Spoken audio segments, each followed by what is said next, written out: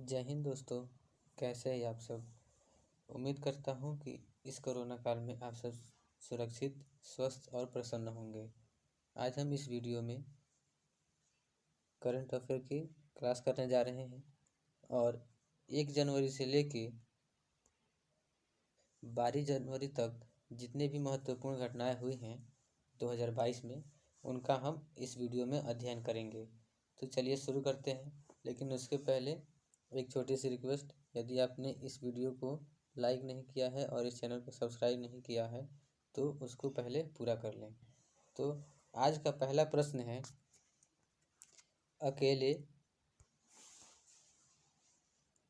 अकेले दक्षिणी ध्रुव पर पहुंचने वाली पहली अश्वेत महिला का नाम बताएं जो भारतीय मूल की ब्रिटिश सैन्य अधिकारी हैं। आपके ऑप्शन हैं ए कुमारी रेखा भारती, बी कैप्टन मनीषा पांडे, या सी कैप्टन हरप्रीत चंडी, या डी मिथिलेश कुमारी। आप इस वीडियो को रोक करके इसका आंसर कमेंट में दे सकते हैं।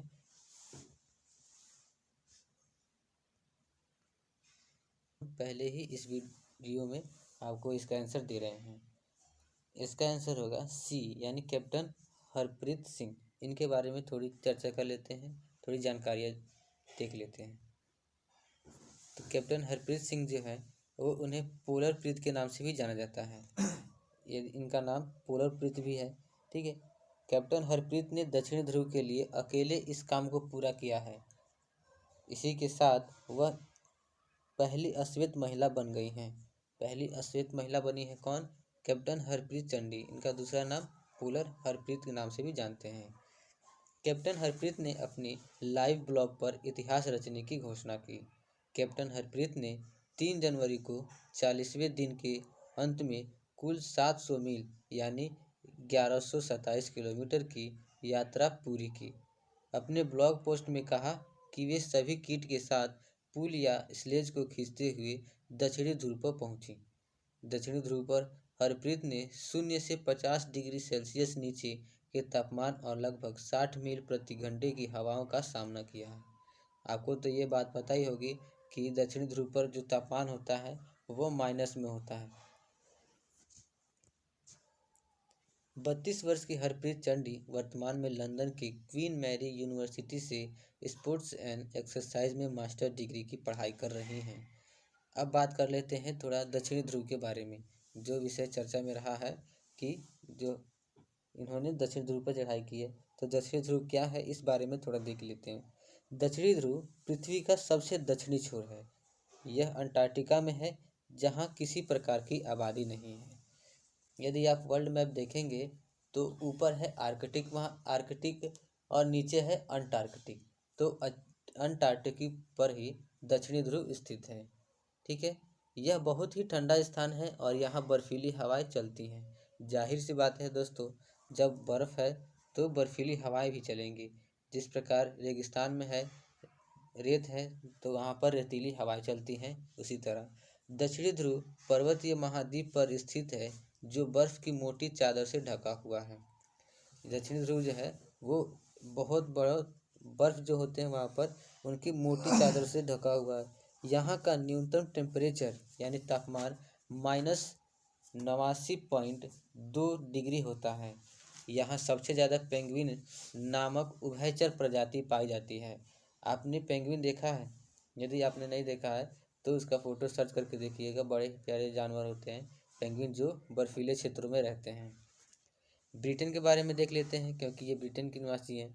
तो ब्रिटेन की राजधानी जो है वो लंदन है और प्राइम मिनिस्टर वहाँ के कौन है इस समय वर्तमान? तो वो है बोरिस जॉनसन। और वहाँ की मुद्रा देख लेते हैं। मुद्रा का क्या होता है वहाँ के? Pound sterling. ठीक है। बढ़ते हैं दूसरे प्रश्न की ओर। दूसरा प्रश्न हमारा है, खेलो इंडिया यूथ गेम्स 2022 या 2023 की मेज़बानी कौन सा राज्य करेगा? आपके option A Rajasthan, B Odisha, C Madhya Pradesh, या डी महाराष्ट्र। इस प्रश्न का भी उत्तर आप वीडियो रोक करके दे सकते हैं, लेकिन आपको यह उत्तर बता दिया जा रहा है। इसके ऑप्शन सी जो है सही उत्तर है, मध्य प्रदेश। मध्य प्रदेश जो है वो खेलो इंडिया जो एक प्रोग्राम है खेलो इंडिया यूथ गेम्स 2022 और 23 का उसकी मेज़बानी मध्य प्रदेश कर रहा है। मध्य प्रदेश, इसके बारे में थोड़ा जान लेते हैं। मध्य प्रदेश के खेलो इंडिया यूथ गेम्स में 2022-2023 का आयोजन किया जाना है। कहाँ पर? मध्य प्रदेश में। मध्य प्रदेश की राजधानी जहाँ भोपाल है। सीएम शिवराज सिंह ने कैबिनेट मंत्रियों के साथ बैठक के इसके आयोजन की मंजूरी दी है। वहाँ के सीएम कौन है? मुख्यमंत्री शिवराज सिंह चौहान, ठीक है। जिसमें अंतर्राष्ट्रीय खेल परिसर की स्थापना के लिए 50 एकड़ जमीन के आवंटन की भी स्वीकृति दी। पहले चरण के लिए 176.59 करोड़ रुपए राशि दी जाएगी। आप ये रुपए की राशि जो है याद करके रखिएगा, क्या पता प्रश्न में आ सकता है। जिससे भोपाल के नाथू बखरखेड़ा गांव में इंटरनेशनल स्पोर्ट्स कॉम्प्लेक्स बनेगा। भोपाल के किस गांव में बनेगा? बखरखेड़ा गांव। क्या बनेगा? इंटरनेशनल स्पोर्ट्स कॉम्प्लेक्स, ठीक है। दूसरे और तीसरे चरण काम के लिए अलग अलग धनराशि आवंटित की जाएगी। इन दोनों चरणों के समय क्रिकेट स्टेडियम का निर्माण किया जाएगा। अंतर्राष्ट्रीय खेल परिसर के निर्माण के बाद इन्हें संचालन और रखरखाव पर कुल 15.56 करोड़ रुपए खर्च किए जाएंगे, ठीक है। अब देखते हैं अगला प्रश्न। खेलो इंडिया यूथ गेम्स 2023, 24 और 23 में लगभग 25 इवेंट किए जाएंगे, जिसमें 5 पारंपरिक गेम भी शामिल हैं। वो 5 पारंपरिक गेम कौन कौन से हैं? एक योग है, एक मलखम्ब है, एक थागता है और एक कलारी या पट्टू है और 5वां है गतका। खेल इंडिया यूथ गेम्स 2021 क्या है, इस बारे में थोड़ा देख लेते हैं।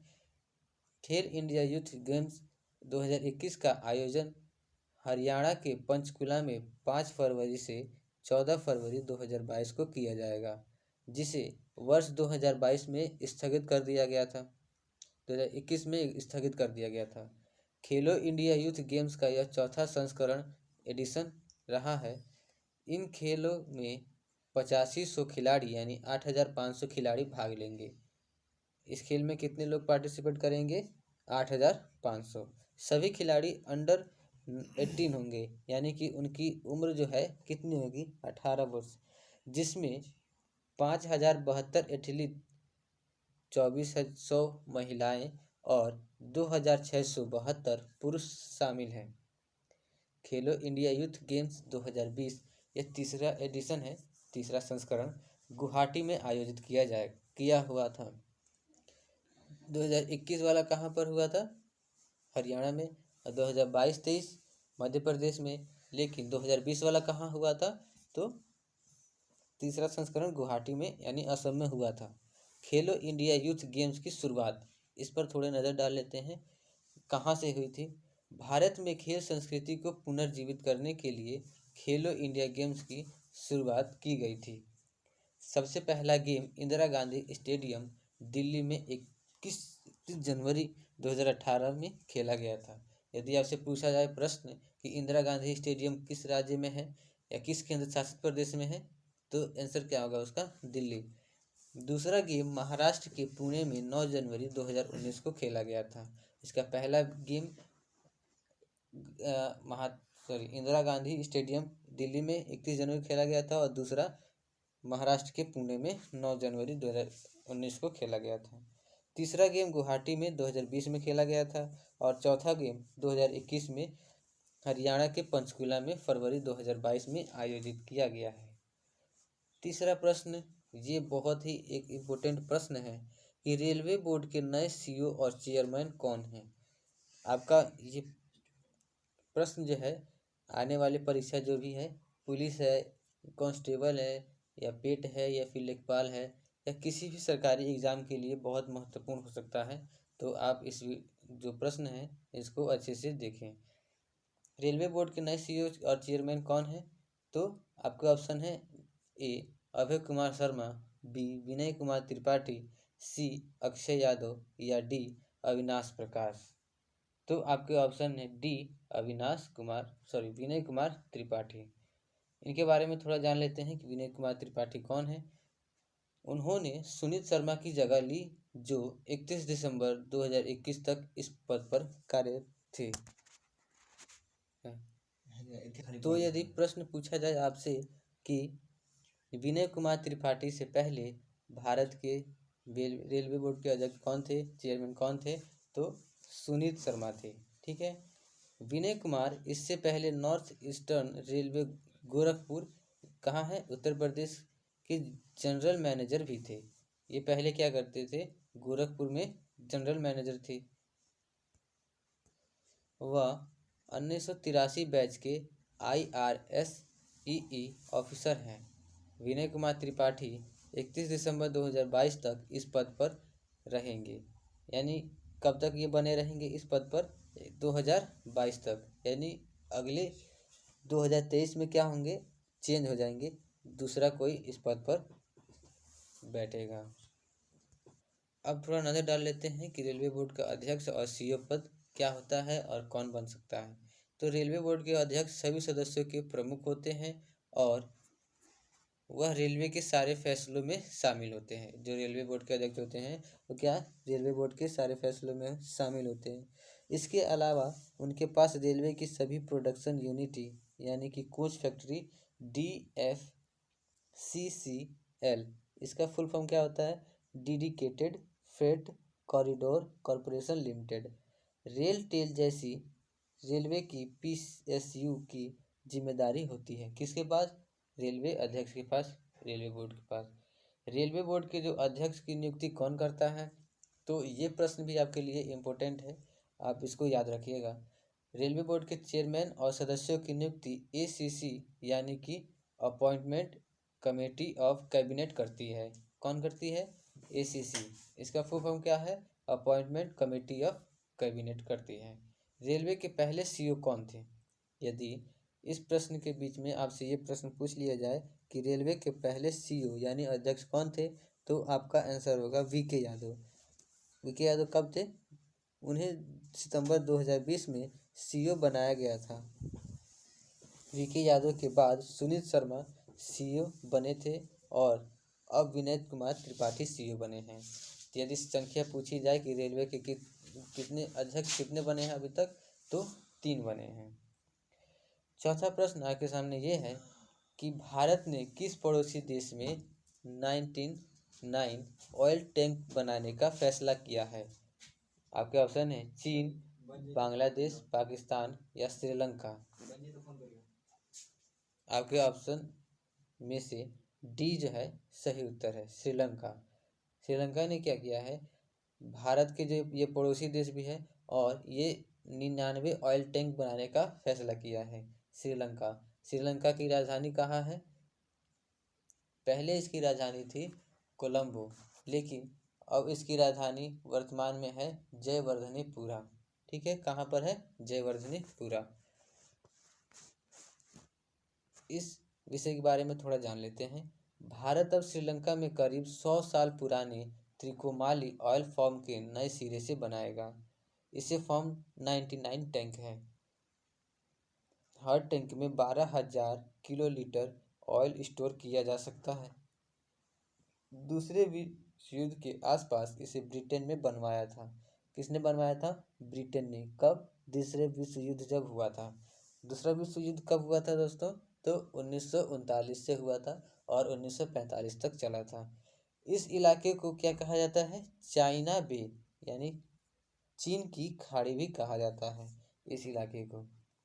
भारत ने बेहद सीक्रेट डिप्लोमेसी अपनाई और अब श्रीलंका के एनर्जी मिनिस्टर, वहाँ के एनर्जी मिनिस्टर कौन है वर्तमान में, उदय गमनपिला, और भारत विदेश मंत्रालय ने कंफर्म कर दिया कि कुछ ही दिन में Bharat Sri Lanka oil tank farm deal पर दस्तखत करेंगे। यह बात यह है कि त्रिकोमाली में चीन का एयरबेस भी है। इसका इस्तेमाल श्रीलंका की एयरफोर्स भी करती है। इस इलाके को चाइना बे कहा जाता है, चाइना की खाड़ी भी कहा जाता है। अब दोस्तों जान लेते हैं थोड़ा सा श्रीलंका के बारे में। श्रीलंका के अभी राष्ट्रपति वर्तमान में कौन है, गोतबाया राजपक्षे, और प्रधानमंत्री कौन है, महिंदा राजपक्षे। और इसकी राजधानी कहाँ है, अभी आपको बताया गया है, श्री जयवर्धनेपुरा। यहाँ पर कोटे दिया है यानी जयवर्धनेपुरा भी है, लेकिन इसकी पूर्व राजधानी कहाँ थी, कोलंबो थी। अगला प्रश्न हमारा ये है कि वर्ष 2022 में एविएशन एनालिटिक्स फर्म सीरियम के अनुसार टॉप 10 ग्लोबल इंडेक्स में शामिल होने वाला भारत के पहले हवाई अड्डे का नाम बताएं। आपके ऑप्शन ये हैं। पहला जयपुर इंटरनेशनल एयरपोर्ट, दूसरा चेन्नई इंटरनेशनल एयरपोर्ट, या सी लाल बहादुर शास्त्री इंटरनेशनल एयरपोर्ट, या डी सरदार वल्लभ भाई पटेल इंटरनेशनल एयरपोर्ट। आपके ऑप्शन में से बी जो ऑप्शन है चेन्नई इंटरनेशनल एयरपोर्ट, ये सही उत्तर है। हमारा छठा नंबर प्रश्न ये है कि जनवरी 2022 में यूएनएससी के आतंकवाद विरोधी समिति सीटीसी का अध्यक्ष किसे नियुक्त किया गया है। आपके ऑप्शन है Vimal Jalan, B TS Tirumurti, C Robert D'Souza, या डी जॉन कैरी। तो आपके इन चारों ऑप्शन में से बी जो है सही उत्तर है, टीएस तिरुमूर्ति। इनके बारे में थोड़ी सा जानकारी ले लेते हैं। टीएस तिरुमूर्ति कौन है। तो टीएस तिरुमूर्ति यूएन में भारत के स्थायी प्रतिनिधि हैं, जिन्हें जनवरी 2022 के से अगले एक साल के लिए यूएनएससी का अध्यक्ष बनाया गया है। तो आप ये बात याद रखेंगे और परीक्षा की दृष्टि से ये जो है बहुत ही महत्वपूर्ण है। टीएस तिरुमूर्ति जो है वो 1985 में आईएफएस में शामिल होने के बाद से उन्होंने कई पदों पर अपने देश की सेवा की है। आईएफएस आपको ज्ञात होगा कि कौन होते हैं, यानी इंडियन फॉरेन सर्विस, जो भारत की तरफ से विदेशों में जाकर के वहाँ की जानकारियाँ भारत को देते हैं, उन्हें आईएफएस कहा जाता है। और आईएफएस बनने के लिए आपको यूपीएससी क्वालिफाई करना होगा। ये जो है भारत की अखिल सेवा में शामिल है। वर्तमान में भारत 15 देशों से यूएनएससी का एक अस्थायी सदस्य है। इसका 2 वर्षों का कार्यकाल 31 दिसंबर 2022 को पूरा होगा। 7 नंबर प्रश्न हमारा ये है कि अंतर्राष्ट्रीय सौर संगठन का 102वां सदस्य कौन सा देश बना है। आपके ऑप्शन है ए बारबाडोस, बी एंटीगुआ और बारबूडा, सी ग्रीस, या डी इनमें से कोई नहीं। तो इन चारों ऑप्शन में से बी जो है एंटीगुआ और बारबाडुआ, ये सही उत्तर है।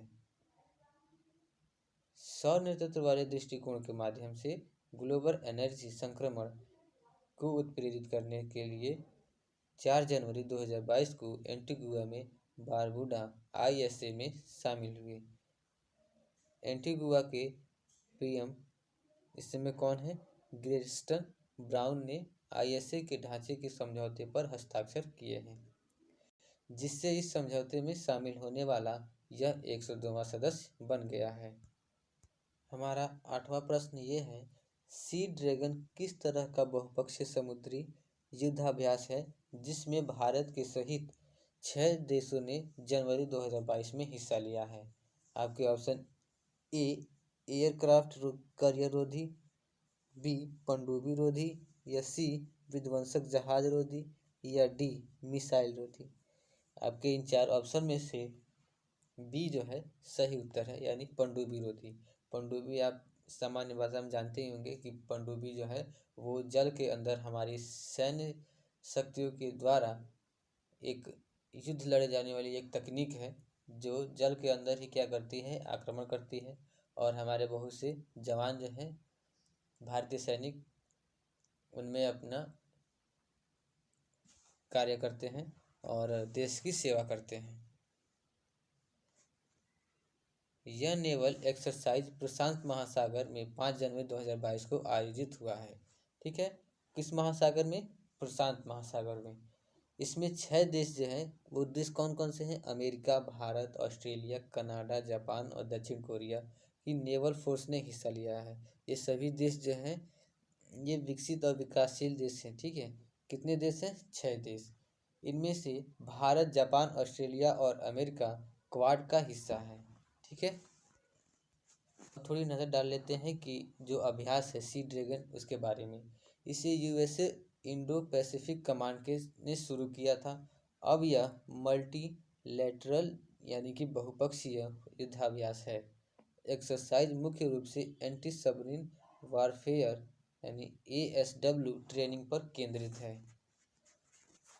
एक बात आपको और भी बताते चले कि जो 6 देश हैं, अमेरिका, ये सब जो देश आप देख रहे हैं, इनके जो फोर्स बल हैं यानी कि इनको क्या कहा जाता है, तो अमेरिका के जो जल में लड़ने वाले जो सैनिक हैं उनको क्या कहा जाता है, US नेवी। भारत में इंडियन नेवी, ऑस्ट्रेलिया के रॉयल ऑस्ट्रेलियन एयरफोर्स, कनाडा के रॉयल कैनेडियन एयरफोर्स, जापान के जापानी मैरीटाइम सेल्फ डिफेंस फोर्स, दक्षिण कोरिया के रिपब्लिक ऑफ कोरिया नेवी। आप ये याद रखिएगा, हो सकता है कि आपके प्रश्न में ये आ जाए। का ये है कि संघाई सहयोग संगठन SCO के नया महासचिव किसे नियुक्त किया गया है। पहला है झांग मिंग, दूसरा राकेश शर्मा, या तीसरा विमल जालान, या डी बिंग सू। तो आपके ऑप्शन ए जो है झांगमिंग सही उत्तर है। झांगमिंग के बारे में कुछ बात जान लेते हैं। तो झांगमिंग जो है वो चीन के राजनयिक हैं, यानी नेता हैं। झांग ने 1 जनवरी से 3 साल के कार्यकाल के लिए उज्बेकिस्तान के पूर्व विदेश मंत्री व्लादिमीर नोरोव से कार्यभार संभाला है। इस प्रश्न में आपको एक और प्रश्न याद हो गया कि उज्बेकिस्तान के पूर्व विदेश मंत्री कौन थे, तो व्लादिमीर नोरोव। अगला 10वां प्रश्न जो है ये बहुत ही इम्पोर्टेंट प्रश्न है कि पंजाब नेशनल बैंक यानी PNB के नए MD और CEO कौन हैं। जो हाल ही में बदले हैं वो कौन है पंजाब के नए CEO। Option A Vikas Prakash, B Atul Kumar Goyal, C मोहित प्रताप सिंह, या D सोमा शंकर प्रसाद। इसका सही उत्तर है B अतुल कुमार गोयल।